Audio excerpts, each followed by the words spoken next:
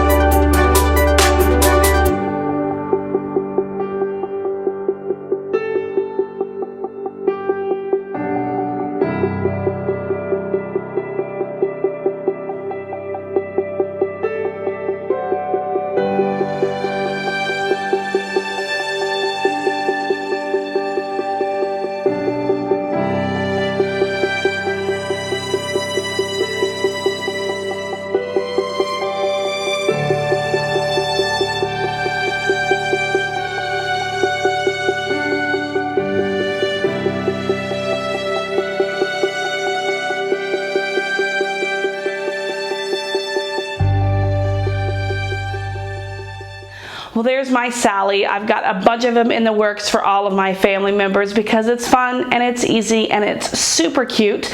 And I hope that you will make your very own version of the Sally skirt. And I hope that you will subscribe. And yeah, I will see you next time on Sewing It Up. Bye.